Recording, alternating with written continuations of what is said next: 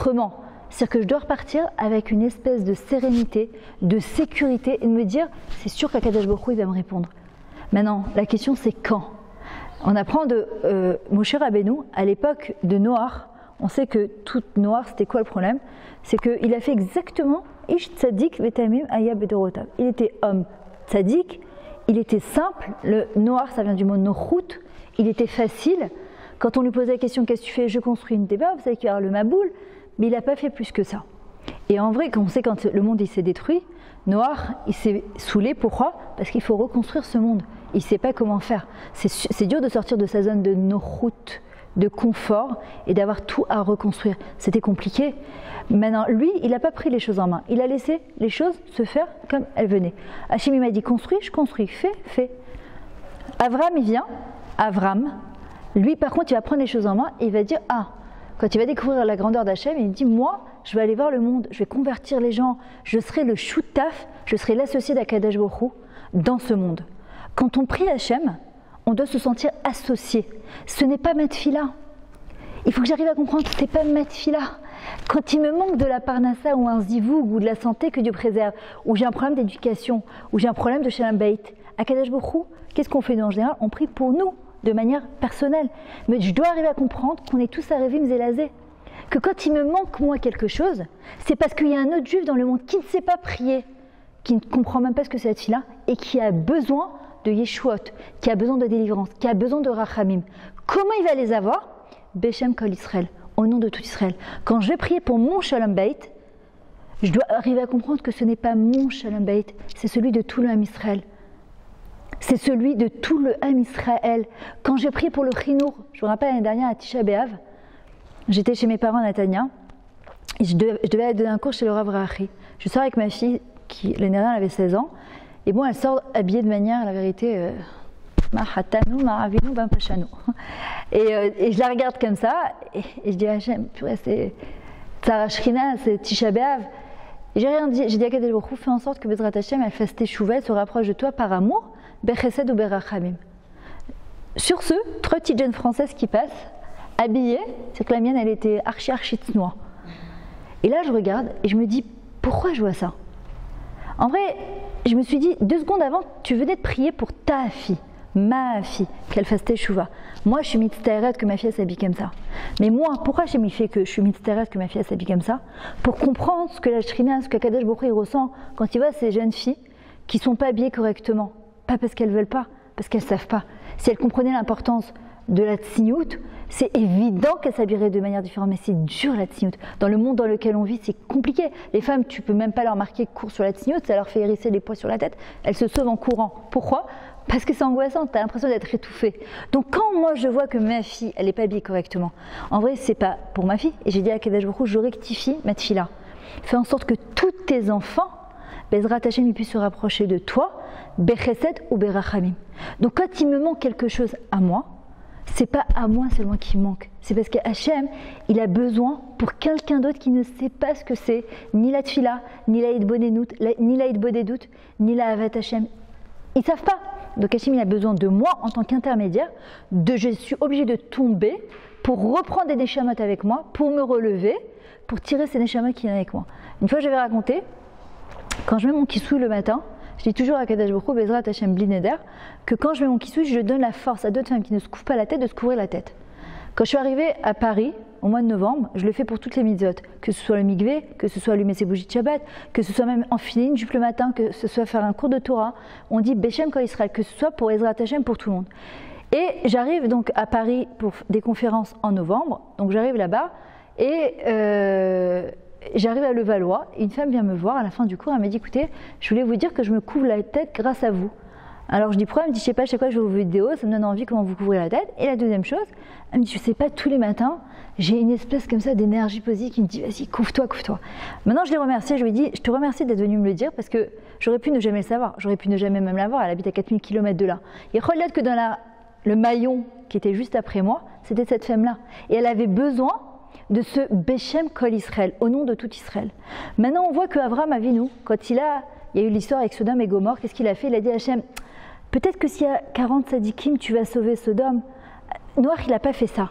Il a fait ce que Hachem lui a demandé, mais il ne s'est pas battu avec Hachem pour dire à Kadosh Baruch Hu, allô, c'est pas possible que tu amènes dans le monde que toi-même tu as construit le Maboul. Il reliote que s'il avait pris autrement, s'il avait secoué le ciel et la terre, il relève qu'il n'y aurait pas eu le Maboul. Abraham il vient, il dit à Hachem, peut-être que s'il y a 30 sadikim, peut-être s'il y a 20 sadikim, peut-être que s'il y a 10 sadikim, bon, on voit que sauf, Akadosh Baruch Hu, il va le récompenser, mais par contre Sodome et Gomorrhe, il va être détruit. De qui on apprend le vrai Koach HaTfilah de Moshe Rabbeinu? Quand il va venir, Hachem, qu'est-ce qu'il lui dit? Chinam, va être Hanan, matnat chinam, c'est-à-dire gratuitement. Hachem, je ne te demande pas de me donner, et ça il faut faire très attention, de jamais dire aux gens, parce que j'ai vu des gens trop déçus et perdre leur émouna et bitachon envers Hachem. Pourquoi? Parce que tu leur as dit, tu sais quoi? Prends sur toi de faire ça et tu vas voir, Bezrat Hachem, Hachem va t'envoyer ça. Les gens ils le font, mais qu'est-ce qui se passe après quand ça n'arrive pas? Bah, tu es hyper déçu, forcément. En vrai non, c'est, je dis à Kadosh Baruch Hu, Hachem, donne-moi ça parce que je suis ta fille. Parce que si toi tu ne me donnes pas, je ne sais pas qui c'est qui va me donner. Non, je ne compte pas sur mon père qui est banquier et mon oncle, qui est médecin, et ma tante qui travaille à la mairie de trucs, et celle qui travaille à Kalita. Non. En lanu almi, les ishaen, et là, avinu chez Machamayim. J'ai sur personne sur qui compter. Il n'y a que toi, Akadosh Baruch Hu, qui peut m'aider. Et sans toi, je ne peux pas bouger le petit doigt. J'ai besoin de toi. Qu'est-ce qu'il fait, Moshe Rabbeinu? Il vient, il dit à Hachem, Rachamim. Il va évoquer la Rachamim. Pourquoi? Parce qu'Akadosh Baruch Hu, il est appelé Rachman. Qu'est-ce qu'on dit tous les jours dans le Birkat? Arachamanhu. Arachaman, ça va? Arachamanhu. Qu'est-ce qu'on dit à Kadosh Baruch Hu tous les jours? Hachem, de manière miséricordieuse, Hachem, je t'en prie, j'ai besoin de toi. Encore une fois, pas parce que j'ai pris sur moi la tziout, pas parce que je prends sur moi le Shabbat, pas parce que là, en ce moment, sur mon statut WhatsApp, j'ai envoyé le truc projet de la Géoula. Tous les jours, on travaille sur quelque chose de nouveau. Parce qu'il y a des fois, quand tu dis à quelqu'un, prends sur toi 40 jours, c'est fatigant. La personne, elle n'arrive pas à tenir. Donc tous les jours, je leur dis une petite mitzvah. Nous, on a l'impression que c'est une petite mitzvah. Mais si on savait ce que ça a comme répercussion dans le monde, si on savait que, comme il dit le Harizal, qu'à la fin des temps, ça sera tellement compliqué de faire la mitzvah, ça sera comme grimper sur un mur lisse. Essayer de grimper sur un mur lisse, c'est impossible.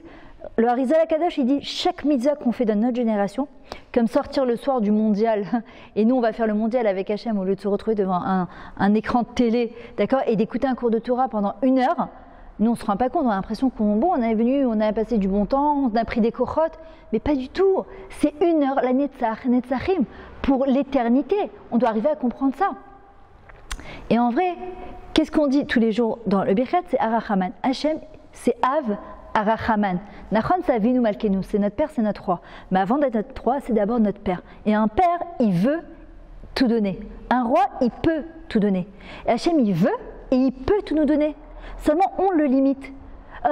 Tu sais quoi, je galère dans ma parnassa, mais vaut mieux, Baruch Hachem, mes enfants sont en bonne santé. Baruch Hachem.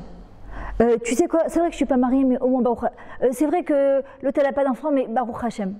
Mais non, ça c'est limité à Hachem. Pourquoi Hachem, il a fait qu'on a des manques? Pour dire, ah bah, il y a quelqu'un là-haut, j'ai besoin de toi. J'ai besoin de toi. Et l'okashour avec ce que je prends sur moi. Parce que si je fais ça, c'est mes soukas, vous savez pourquoi? C'est dangereux parce que je réveille des anges accusateurs. Parce que si je viens à Kadosh Baruch Hu, écoute, je comprends pas. Tu vois, je me rappelle, j'avais pris quelqu'un en trimpe pour aller à Bétard. Et quand j'arrive devant la caisse pommade pour tirer de l'argent, ma carte, elle avait un problème. Et je dis à Hachem, sois cool, ça va, je viens de prendre quelqu'un en train. Je lui dis, mais qu'est-ce que tu crois là? Tu t'es cru où là? Tu crois que c'est ma Saumatan, c'est directement? Mais ça marche pas comme ça. Non, Hachem, il m'a donné le srout de pouvoir cette mitzvah, de chesed, de prendre quelqu'un en train. Après, j'ai besoin de tirer de l'argent, c'est 2 choses différentes. Hachem, je t'en prie, fais en sorte que ma carte, elle marche. Elle va le marquer cher. Pourquoi je veux un rapport direct? Parce que qu'est-ce qui va se passer? Si je fais ce rapport direct, quand j'arrive à 120 ans, mes sroulottes, ils vont être bouffés. Vous connaissez sûrement l'histoire de Rabbi Hanina ben Dosa. C'est une histoire qu'on m'a racontée depuis que je suis petite qui m'a toujours angoissée. Jusqu'à qu'enfant, on m'a expliqué la signification de ce midrash. Rabbi Hanina ben Dosa, on dit que le monde entier tenait sur ses épaules. Il mangeait un charouv, des charouvim d'un Shabbat à l'autre. Et sa femme, elle n'en pouvait plus. Le vendredi, quand elle devait faire ses chalotes de Shabbat, chaque fois, les voisines, elles venaient, elles disaient, allez, montre-nous tes chalotes. Hachem, chaque fois, elle devait faire un miracle. Elle ouvrait le four et on voyait de la fumée sortir, etc. Un jour, Rabbi Hanina a dit, je t'en prie, Rahmanou, c'est pas possible. Bisroud Rabbi Hanina ben Dosa, donne-moi de l'argent. Sur ce, il reçoit un lingot d'or. Il revient tout content chez lui. Regarde ma femme, regarde, ça y est, on m'a plus à reprendre le parnassa. Elle lui dit, qu'est-ce que tu as fait? Il lui dit, j'ai dit, Bisroud Rabbi Hanina, le monde y tient grâce à moi. Elle lui a dit, tu n'as pas peur qu'il te manque un pied dans l'Olam Haba? Zéou, il a rendu le lingot d'or. Imagine, depuis que je suis petite, j'entends cette histoire. Je me dis, mais lui, il lui manque un pied, moi, il me manque les 4 pieds. J'ai pas de pied birchal, je suis même pas sur une table. Attends, le monde entier, il tient sur Rabbi Hanina, mais qu'est-ce qui va me rester, moi, là-haut? Et jusqu'à le Rav Yehoshiri m'a expliqué, quand j'avais fait mon stage de NLP avec lui, il nous avait raconté cette histoire. Je lui dis, mais elle est angoissante cette histoire. Il me dit non, parce que Rabbi Hanina, il est venu, il a dit Bisrout Rabbi Hanina ben Dosa. Par le mérite. Si je viens et je dis à Hachem, tu sais quoi, Kadosh Baruch Hu, j'ai pris sur moi ça et ça, je t'en prie, donne-moi ça. Qu'est-ce qui se fait? Les anges accusateurs, ils viennent, ils disent attends, celle-là, elle demande quoi là? Viens, on va lui sortir ses dossiers. Viens, on regarde son passé. Viens, on va le srout de ses trucs. Viens, on va son gilgoul. Viens, on va regarder. Et là, on va essayer de voir si Birchal. C'est mesoukan de faire ça. Non, c'est je fais mes mitzvot parce que de toutes les manières, je ne peux que gagner. Nekuda, point. Je suis juive, j'ai reçu une Torah, je dois faire mes mitzvot. Point. À la ligne. Maintenant, Akadosh Baruch Hu, j'ai besoin de toi. J'ai besoin que tu m'aides. D'abord, je te remercie sur tout ce que tu me donnes, tout ce que tu m'as donné et tout ce que tu vas me donner. Maintenant, c'est quoi la rachamim qu'on demande à Hachem en dehors du matnat trinam qu'on demande gratuitement? On dit à Hachem, quand, par exemple, une personne, elle a déjà du shalom bayit, quand une personne, elle est mariée, elle a des enfants, elle a de la parnassa, elle a de la santé, tout va bien, c'est là qu'il faut verser des larmes. C'est là qu'il faut verser des larmes. Pourquoi on fait Tisha B'Av? Parce que les Bechia Bechinam, on a pleuré pour rien. On est sorti du désert, d'Égypte en désert, qu'est-ce qu'on a dit? On n'a pas de notre viande et nos oignons. C'est comme les gens quand ils viennent en Israël. J'ai pas mes panzani. Oui, mais on a des barrières, ça va, c'est pas grave, on s'en remettra sans panzani, tout va bien. Aujourd'hui, au Hachem, quand je suis arrivée il y a 24 ans en Israël, il n'y avait rien. On prenait les pâtes au poids, je me rappelle, elles gonflaient comme des canalisations de je sais pas quoi, là. C'était horrible, c'était immangeable. Aujourd'hui, quelle barrière, quel truc, de quoi on parle, Bichal? Et là, en vrai, qu'est-ce qu'on fait quelque part quand on arrive aussi en Israël, on commence à grogner? Non, d'accord, je suis mariée, mais il me casse la tête, mon mari. D'accord, j'ai des enfants, mais ils se lèvent toutes les nuits. J'en peux plus, je suis fatiguée. J'ai une maison, mais j'ai pas de femme de ménage. C'est-à-dire qu'on est toujours dans le « il me manque ». Et ça, c'est la grosse chose du Yetzara. On doit se rappeler, la bracha qu'on fait tous les matins, chez Asa, l'ikol Tzorki. C'est-à-dire qu'aujourd'hui, j'ai exactement ce que j'ai besoin aujourd'hui pour remplir ma journée. Demain, moi je sais ce qu'il y aura demain. Peut-être le Mashiach sera déjà là. Maintenant, c'est quoi le tikkun de Tisha B'Av? Parce qu'on a pleuré pour rien. Alors on doit réparer. Parfois tu te dis c'est dur.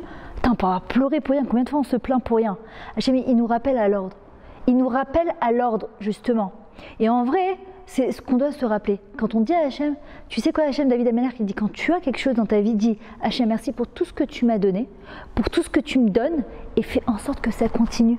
Parce qu'on voit bien, il y a des fois on est tout en bas. Chut, la roue elle tourne, on se retrouve en haut. Il y a des fois tu es tout en haut et tu comprends pas, tu te retrouves tout en bas que Dieu préserve. Et tu te dis mais quoi? Hachem il dit quand tu as, dis Rachamim Akadosh Baruch Hu, fais en sorte que ça continue. Et tu sais quoi? Tu as l'impression que tout va bien pour toi. Si c'est pas pour toi, ça aidera que de toute façon quelqu'un d'autre. Et puis on sait très bien qu'il n'y a rien qui nous est dû et on ne sait pas, on est à l'abri de rien et de rien du tout. Maintenant, de quelle manière on doit demander à Akadosh Baruch Hu, on doit prier à Hachem? À quoi ça sert Bechal la tfila? La tfila, elle doit être accompagnée et elle amène à quoi? À la achna'a et à la tikva. L'achna'a, c'est quoi? La soumission. Quand on vient, on dit à Hachem, Hachem, je comprends pas. Ça fait des mois que je te prie là. Qu'est-ce qui se passe? Il y a quelque chose qui est bloqué là? Il faut un plombier pour déboucher là? Je comprends pas. Qu'est-ce qui se passe? C'est quoi le chorège de ça, la racine de ça? C'est de la gava. C'est que je dis à Kadosh Baruch Hu, il y a quelque chose qui ne va pas dans ton truc. Les choses, elles auraient dû être autrement. Quand je me plains tout le temps, je suis en train de dire quelque part à Hachem, ce que tu as fait comme torchnit, et tu t'es trompé, c'est pas comme ça que ça aurait dû être. Le fait de venir prier, en vrai, Hachem, il n'a pas besoin de notre filote. Il sait exactement ce qu'on a besoin. Il n'a même pas besoin que j'ouvre la bouche et que je lui demande. La preuve, c'est que quand même 90% des choses qu'on a dans notre vie, on ne les a même pas demandées. Et on les a, sans même avoir ouvert la bouche. Alors pourquoi? Hachem dit parce que ça va nous amener à de la achna'a, de la soumission. Ok, tu sais Hachem, tu me donnes pas ça maintenant. Caniré que c'est ce qu'il y a de mieux pour moi maintenant. Moi je raconte souvent cette histoire. Il y a 10 ans de ça, je voulais refaire ma cuisine. C'était veille de Pessah. J'étais en train de la nettoyer. C'est quoi cette cuisine pourrie que j'ai, le truc du câblan, elle va s'écrouler, c'est pas comme ça qu'une bête Israël, elle doit faire sa cuisine. À un moment même, moi ça m'a saoulé de m'entendre. Mais vraiment. Moi, je me suis dit, mais tu vas t'arrêter de grogner, t'es saoulante, quoi. J'imagine un chien qui dit, je connais, vas-y, change de formulation, peut-être que ça va aider. Et à un moment, j'ai pris conscience, je me suis dit, mais t'as pas honte? T'es en train de grogner pour une nouvelle cuisine? ça t'empêche pas de la demander, mais tu peux la demander de manière aussi agréable, parce que maintenant, enfant, tu vas lui acheter des bambas, et tu dit, je voulais pas des bambas, je voulais des biscuits. Tu lui achètes des biscuits, mais je voulais aussi une sucette. À la fin, tu lui dis quoi? C'est que j'ai envie de tout reprendre. L'homme a galé chakloum. Rien de t'es. J'ai rien envie de te donner, t'arrêtes pas de grogner. Avec Hachem, parfois, on fait la même chose. Et j'ai commencé à dire à Kadesh Baruch Hu, d'abord, je te demande pardon que j'arrête pas de grogner pour cette cuisine. Merci que j'ai une maison, merci que j'ai un toit, que j'ai un mari, j'ai des enfants, et j'ai une cuisine. Pourrie, certes, mais j'ai une cuisine. Alors c'est vrai, je suis en train de Baruch Hashem, je suis en forme, je suis en train de nettoyer ma cuisine pour Pessah, Baruch Hashem. Tu sais quoi, tu veux me faire kiffer, donne-moi une nouvelle cuisine. Je vous promets, dans les 6 mois, je l'ai reçue, ma nouvelle cuisine. Alors que ça faisait des années que je priais. Parfois, il faut changer de formulation, il faut livdoc, qu'est-ce qui se passe? Pourquoi Hachem ne me donne pas? Par exemple, Hachem, je voudrais un zivouk, s'il te plaît. En même temps, il y a tellement plus de filles que de garçons sur le marché.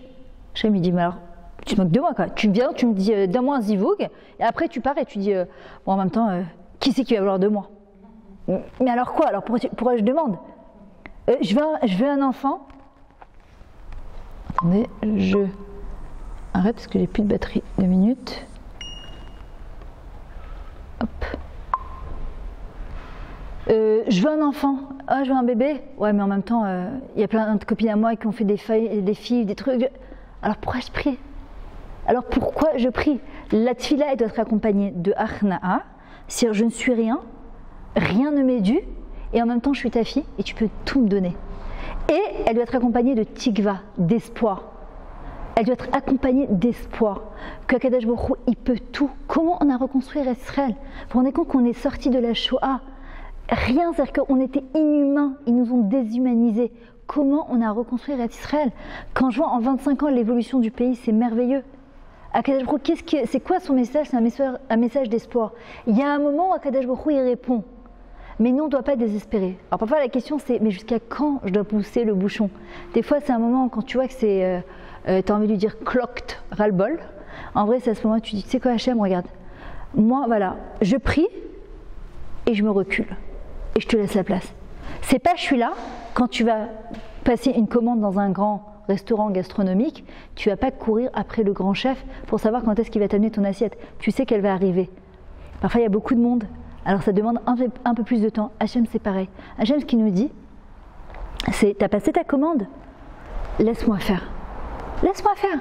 Le truc, c'est que quand je passe ma commande, quand j'ai prié, si ma tfila est accompagnée de daaga, d'inquiétude, alors ça passe pas. Ça peut pas passer. Si elle est accompagnée de daaga, c'est-à-dire que je te prie, mais je suis inquiète, est-ce que ça va arriver? Est-ce que Bémet, tu vas m'exaucer? Le Chovat Alevot, il dit, c'est quoi la daaga?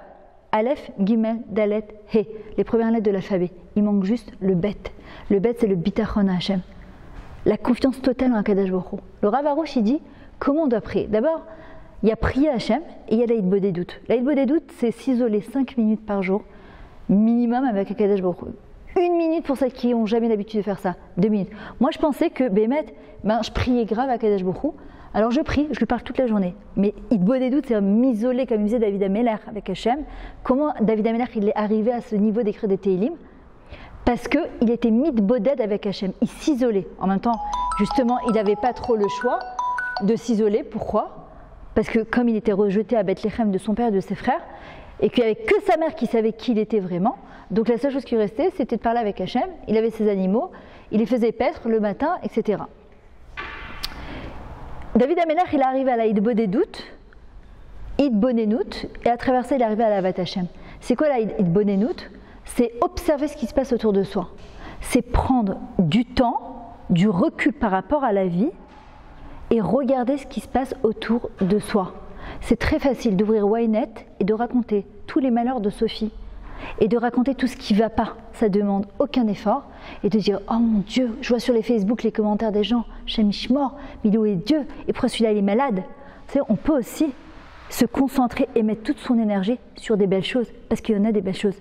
Baruch Hashem, il y en a des mariages, et il y a des brit milot, et des britot, et des bar mitzvot, et des aliyot.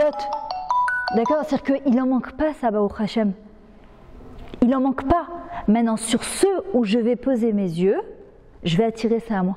Et plus je vais me concentrer sur ce qu'il y a de positif, qu'est-ce que ça va faire? Ben forcément, ma tefila va être beaucoup plus positive. Parce que je me dis, ah, mais donc ça, Kadosh Baruch Hu, il l'a exaucé. Ça a arrivé. Ça, il y a eu ça, Baruch Hashem. Donc moi aussi, ça va arriver. La hitbo des doutes, c'est prendre 5 minutes par jour et se dire là, j'arrête tout. Je mets mon téléphone en mode avion, j'ai rendez-vous avec Hachem. J'ai rendez-vous avec Hachem. Rien ne m'intéresse. C'est la plus belle matana qu'Hachem nous a fait. Vous vous rendez compte si maintenant on avait rendez-vous, la Havdil, avec Bibi Netanyahu maintenant, et que tu as 1 heure avec lui. Voilà, tu as 1 heure dans ta vie où tu sais que tu vas avoir 1 heure, tu vas faire des photos, des selfies, des et tu vas montrer à toutes tes copines, ah j'étais avec Bibi en truc toute seule aujourd'hui avec lui. Hachem il nous invite tous les jours, il n'attend que ça. 5 minutes, alors le top c'est 1 heure, mais pas tout le monde arrive à faire 1 heure de Hitbodedut, des doutes, c'est-à-dire s'arrêter complètement, ralentir le rythme de sa vie et être en proximité avec Hachem, 5 minutes et se dire maintenant, il n'y a rien qui m'intéresse. Et vous allez voir comment le Yetzer Hara, il nous attrape, non, encore une lessive, encore le repas, encore la douche, des trucs, encore ça, mais après tu es tellement fatigué que tu as pu l'avoir, tu dis bon alors demain.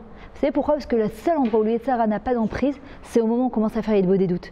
La tefila, regardez, voulez-vous rappeler d'un truc que vous avez perdu, vous rappelez de tout ce que vous avez à faire, vous commencez votre Amida, hop, on se rappelle de tout. Pourquoi? Parce qu'on a tellement l'habitude de la faire.